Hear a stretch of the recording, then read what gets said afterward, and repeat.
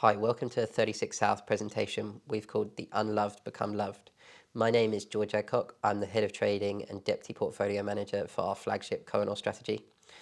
This presentation is part of a larger presentation which covers some of the themes that we observed during 2025 and the subsequent market action, then some of the sentiment extremes that we are starting to register today.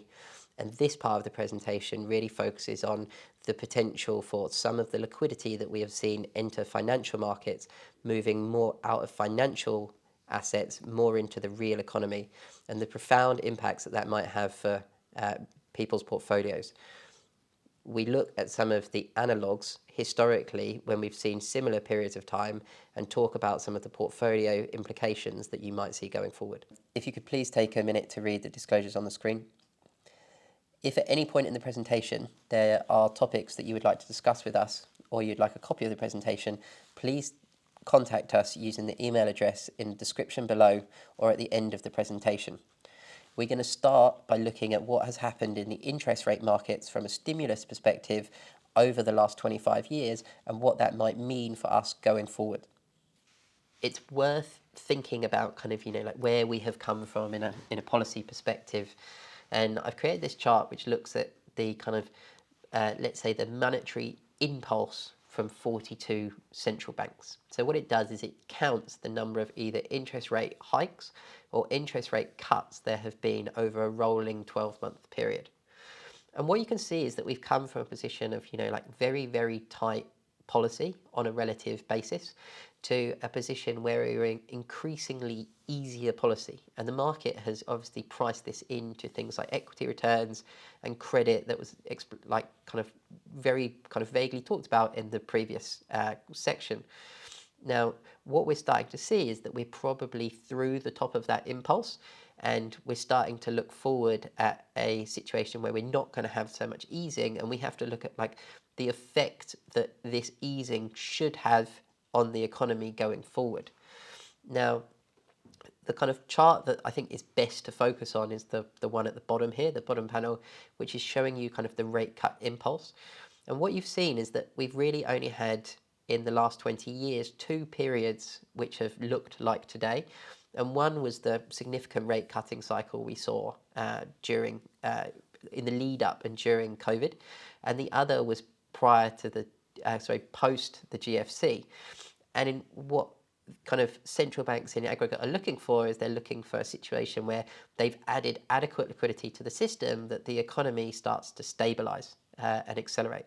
Now, in both of those cases, there was a quite clear playbook about how to think about financial asset liquidity turning into real liquidity within the economy.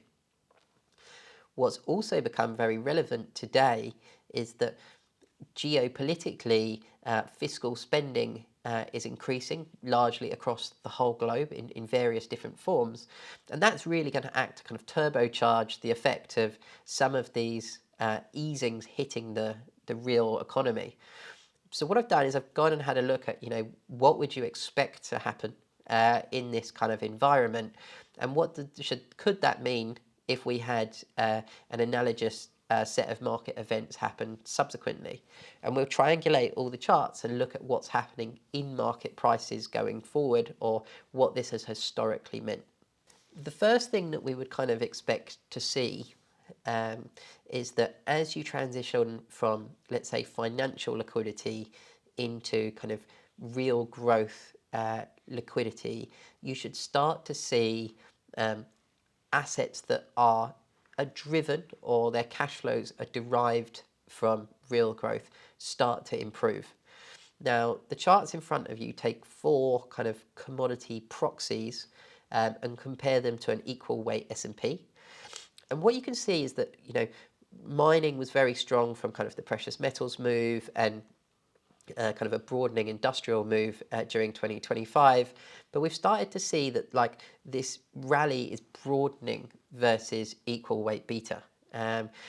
Especially we're starting to see some signs of life in energy, shipping is starting to pick up. And these are all the sort of things that you would kind of expect to see if liquidity was entering the real economy. One of the other observations that's worth making is that during this, period of kind of financial asset class liquidity, one of the core kind of areas of weakness in the global economy had been the Chinese economy. And what we started to see within 2025 was this relatively kind of structural downtrend that we've seen in Chinese fixed income yields has started to end. It's a much more stable outlook. And what that is starting to suggest is that that liquidity that's been added to the system is starting to find its way into the real economy, and people's desire to hoard government bonds relative to maybe keeping cash on deposit is starting to decline. Now, China being like a very, very big consumer of raw materials and being a very large center for kind of economic growth, this is a signal that's really worth following.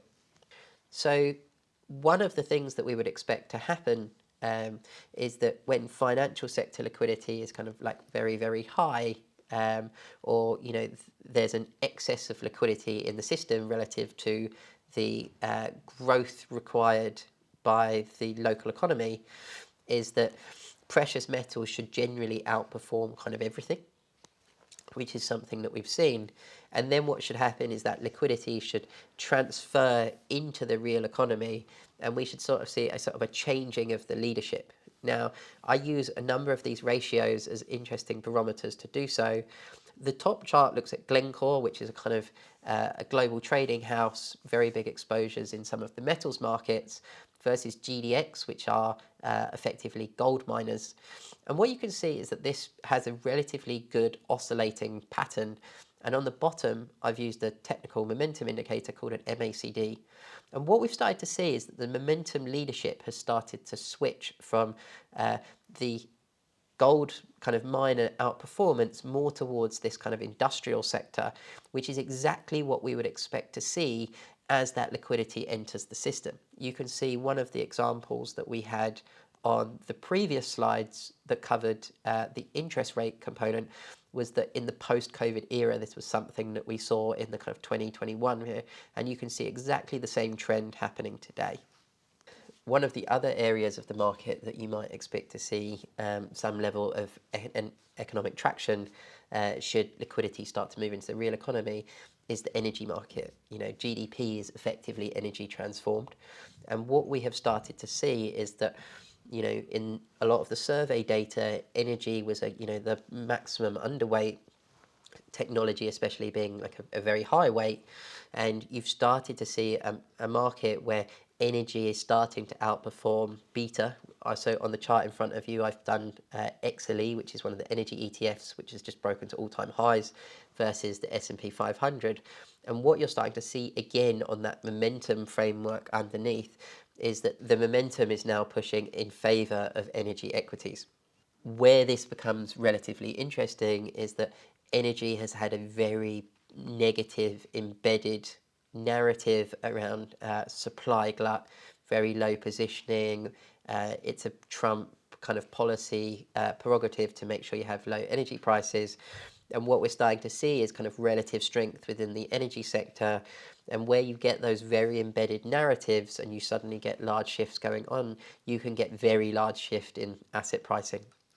So when we try and look at how we're going to triangulate all these things together, it's then worth looking at what's happening in the underlying commodities. You can have a situation where we have a re-rating within the equity sector, but it's much harder to do that on a physically deliverable good. Now, what we've started to see is that using that same momentum framework, copper, in this case, I've used the LME contract, is starting from a momentum point, starting to flip against gold, so that if you're a long commodity holder, you should be thinking about owning copper over gold going forward if this was to happen.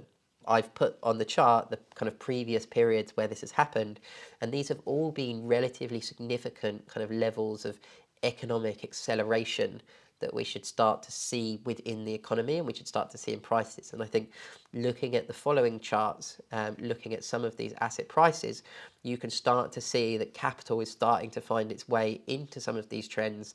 And in many cases, these trends can last for kind of many, many years. The first of those, and kind of as mentioned earlier, is the oil market. So what I've done is I've taken the same analog from below, which is that momentum between LME copper and gold, and I've just used some green arrows to point at every single time we've had momentum turn up in that pair. And what you're going to see is that this has been a relatively good barometer to expect higher energy prices going forward. On top of that, as mentioned earlier, we've had a very, very kind of like negative narrative around energy and energy prices and energy policy, to the point where positioning is now in our kind of area that we want to think about the market making kind of a structural bottom. And what's interesting is that what we tend to find is on those dates where we had the flip between copper gold, we tend to find that those actually coincide quite well with the market being in very much disbelief within energy. So what you've got in front of you is a chart of Brent spot prices. And then on the lower chart is basically the capital commitment by speculators in both WTI, which is the US contract, and ICE Brent, which is the kind of rest of world contract. And when that tends to fall below $20 billion, we tend to be in the makings of a kind of more structural low. There is obviously one kind of analog here, which hasn't worked, which is 2012. 2012-13 stands out as quite a meaningful analog across the board. With that being said, the starting conditions of 2012 13 was very different to today. You hadn't had a very large easing cycle. Liquidity was really just coming from one place, which was in America. So it's worthwhile to note the failure of that analog, but also worth noting the differences to today. And then when you put all of that together, you want to have a look at what's the momentum of the underlying asset doing itself. And what we've had this month is the same crossover in this momentum measure below. And that has also suggested that you're going to have much better supported energy prices going forward. One of the other things that's worth noting just on some of these signals is, they're done over a monthly time frame, so they're actually relatively rare signals. And earlier in the presentation, I said, this could lead to a trend that could last a number of years, and historically, that very much is the case. So, when you think about capital allocation in context of this, you want to be thinking about, potentially a very large shift that could unfold over quite a long period of time. This is quite different to some of the things that we discussed in the previous part of the video, which were like very jubilant sentiment that can change very, very quickly. When these momentum of kind of rotation in the real economy tend to change, they don't tend to turn off instantly. Now, when you start to think about what that means, if we start to see higher real growth, we start to see higher energy prices, historically, the market then has to start thinking about pricing in higher interest rates. So the chart in front of you looks at 1 year dollar swaps in 1 year's time.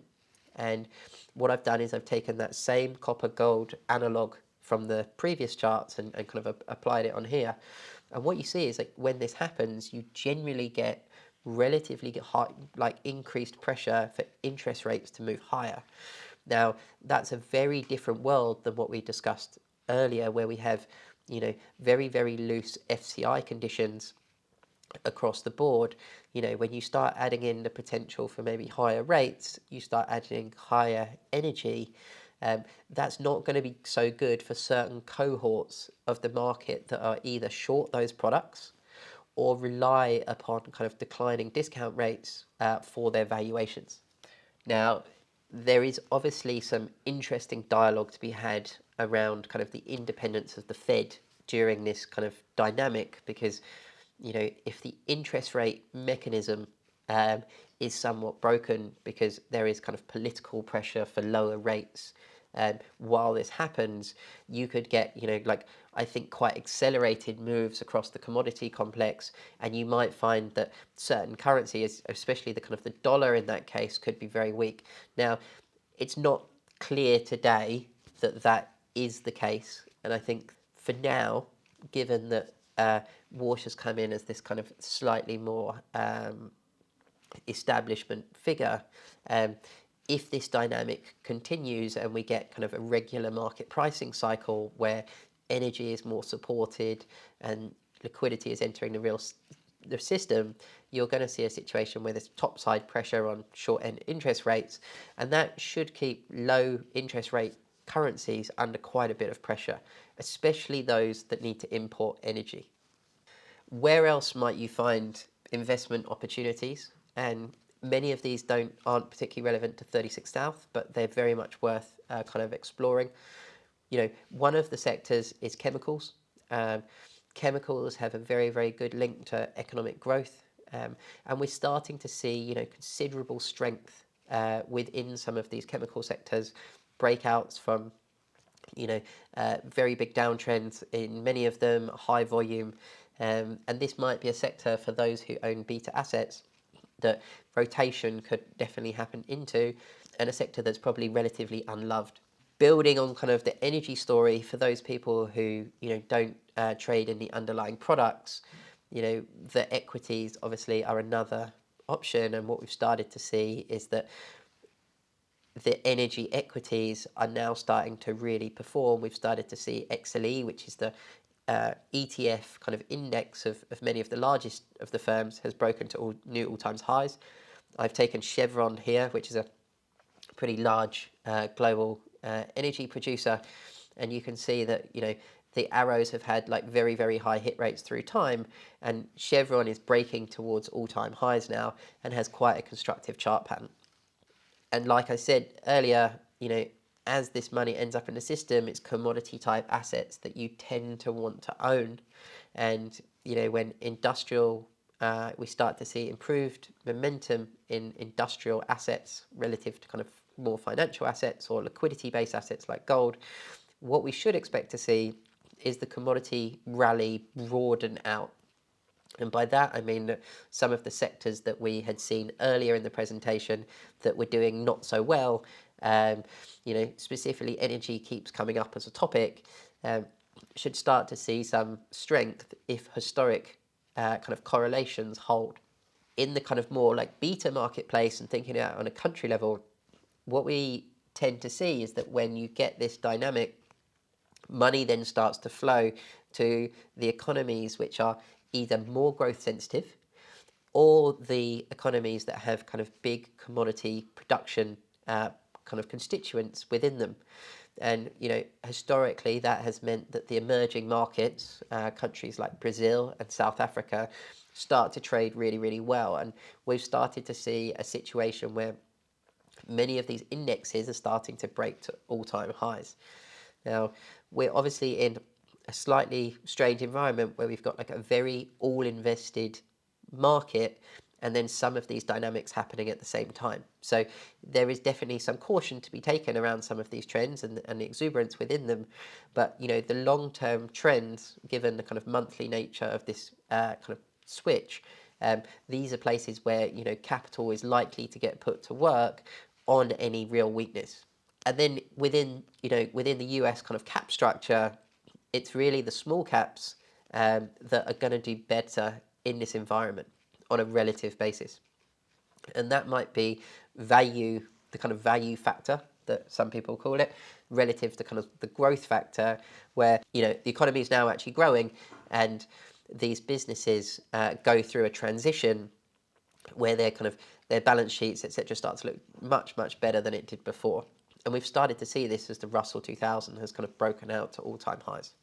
For those looking at currency markets or FIC markets, kind of in more general, one of the kind of emerging themes that could play out here, and we're starting to see it in market pricing, is that if real growth is to accelerate, what we're going to see is we're going to see kind of an economic flow from those who have the raw assets receiving capital and those that need them starting to weaken their currencies kind of as this happens. Now, I've given the next two slides the Australian dollar, which is kind of a resource heavy economy in metals and gas, and then I've done the Brazilian real afterwards.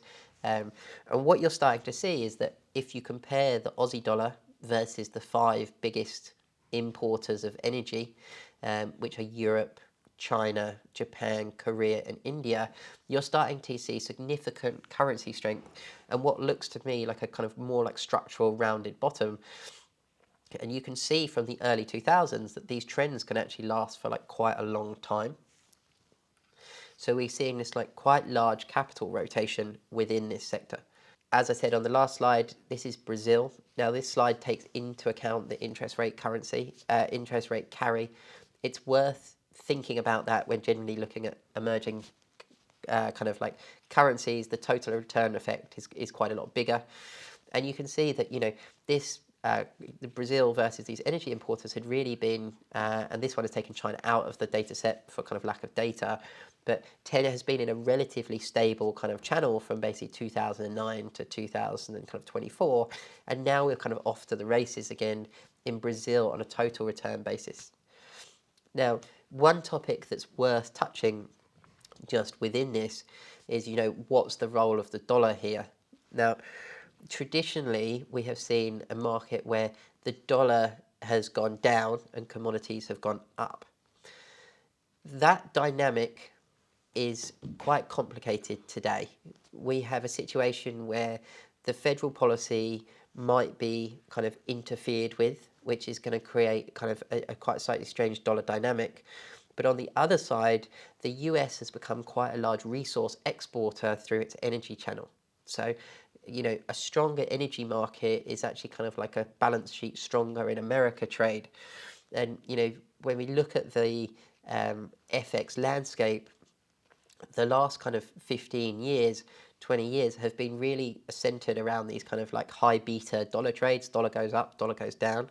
And what we continue to see is more opportunities in some of the crosses where you see the haves and have-nots from these potential economic moves moving quite materially against each other.